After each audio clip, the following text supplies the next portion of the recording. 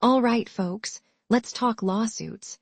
Specifically, the one against Oracle involving NetSuite. Some businesses claim they got more headaches than efficiency. The lawsuit argues Oracle's promises about NetSuite were, well, let's say, creatively optimistic. If this case gains traction, it could shake up how tech firms market their products. So, is this the start of a corporate reality check, or just another day in legal battles? Stay tuned. I'm Emma Grace, an IAM expert with 10+ years of hands-on experience designing and deploying identity solutions that scale. I specialize in helping organizations implement secure, user-friendly access controls that reduce risk, meet compliance, and support growth without adding complexity. Let's start with the basics.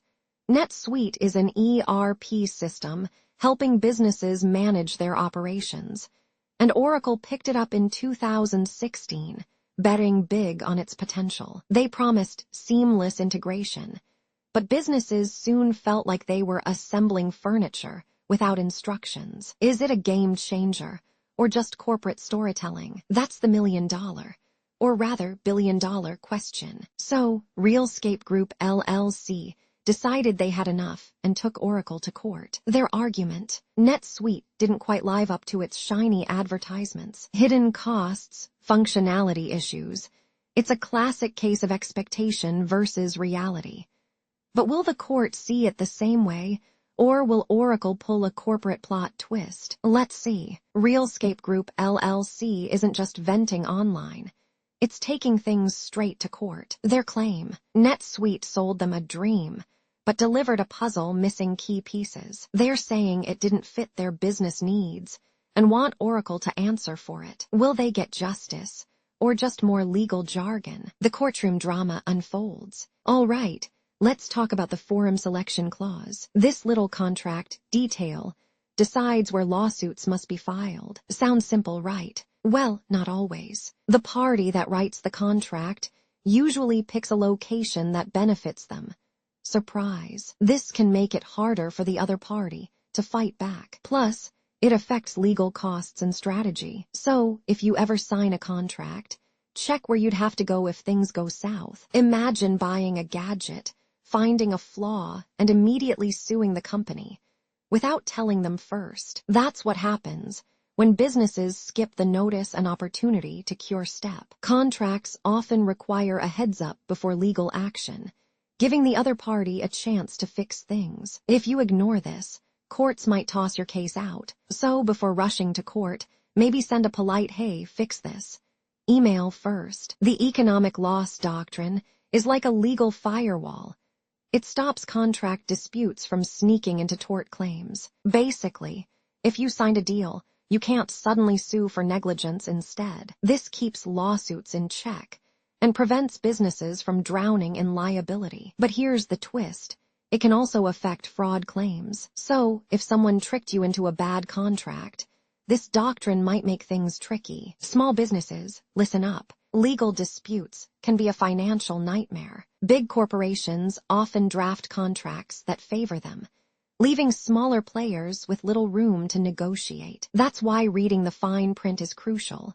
Don't just skim and hope for the best. A bad contract can mean expensive lawsuits, lost revenue, and sleepless nights. So, before signing anything, maybe get a lawyer, or at least a strong cup of coffee. Legal precedents are like history lessons for lawyers. Past cases guide future decisions. Judges don't just make things up. They look at similar lawsuits to stay consistent. If a company lost a case before, chances are the same logic will apply again. Businesses should pay attention to these rulings.